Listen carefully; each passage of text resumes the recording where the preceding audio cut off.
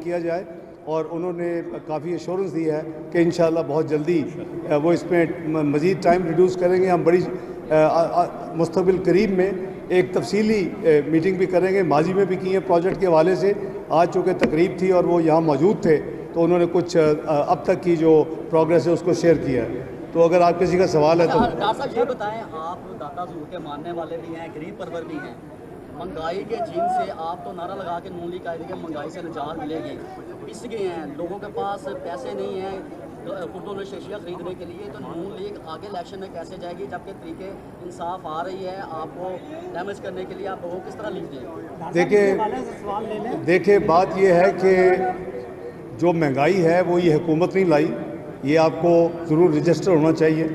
ये वो पाकिस्तान को उस वक़्त याद कर रहे हैं जब मियाँ मोहम्मद नवाज शरीफ वज़ीर आज़म थे 2013 में।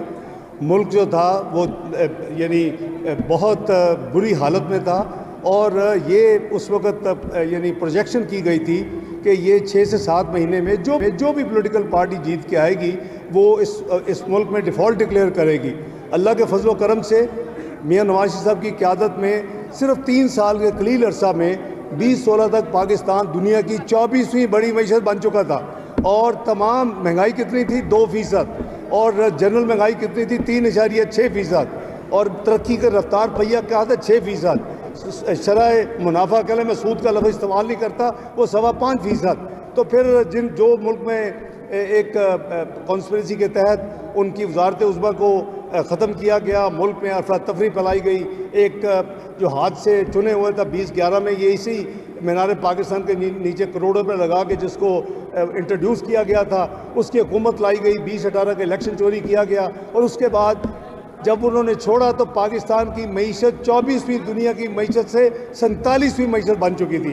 ये आप हक़ाइक़ जो हैं आपका फ़र्ज़ है कि आप कौम को शेयर करें और पिछले जो 16 महीने थे वो बिल्कुल उस हैश पे पहुंच चुकी थी, वरना मुस्लिम लीग नून को PDM को हुकूमत लेने का शौक़ नहीं था। वो इसलिए ली कि अगर ना लेते और ना पूरी कोशिश करते तो शायद मुल्क दिवालिया हो जाता। अल्लाह के फजल करम से मुल्क को दिवालिया होने से बचाया। अब दोबारा मुल्क की मईशत के लिए दिन रात वज़ीर आज़म शहबाज शरीफ और उनकी टीम काम कर रही है। कहते थे जो है पाकिस्तान तन्हाई का शिकार है। आज देखें कि हर जो बड़ी कुव्वत है, जो बड़े ममालिक हैं, वो पाकिस्तान के साथ अपने सफारती यानी ताल्लुकात को भरपूर तरीके से उनके साथ हो रहे हैं। कोई दुनिया के कोई सदूर यहाँ आ रहे हैं, कोई सदूर को मिलने हम जा रहे हैं। तो ये अल्लाह ताला का फजल करम है। इंशाअल्लाह जहाँ हम खड़े हैं इनकी दुआओं से पाकिस्तान को कुछ नहीं होना। पाकिस्तान ने दोबारा उभरना है, पाकिस्तान ने दोबारा एक मईशी कुव्वत बनना है।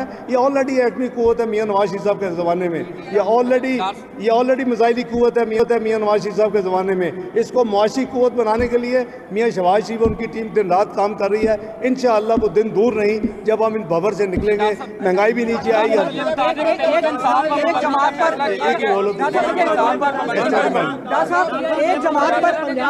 यार 2 सवाल कर चुका है। डॉक्टर साहब ये बता दें कि पंजाब हुकूमत जो है वो आवाम को रिलीफ दे रही है, जबकि दूसरी सामने बात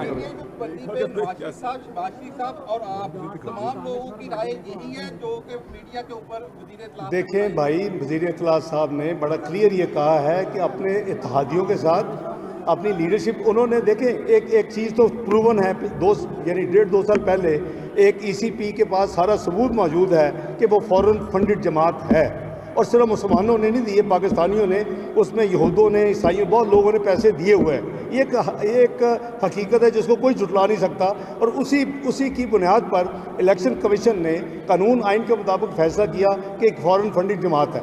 अब आगे सुन लेना जी, सुन लेना, आप सुन लेना, बात करते सुन तो लेना यार, सब्र करें।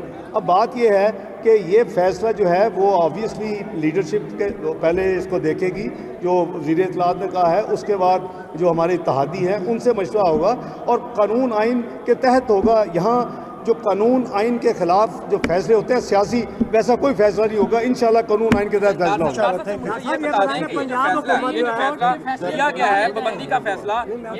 मैं अभी जवाब दे दिया ना यार, पहले से माइंड में था या सुप्रीम कोर्ट के मखसूस इश्यूओं के फैसले के बाद? मैंने जवाब दे दिया ना भाई, जवाब दे दिया, अभी फैसला हुआ नहीं, आप पहले पूछ रहे हैं यार।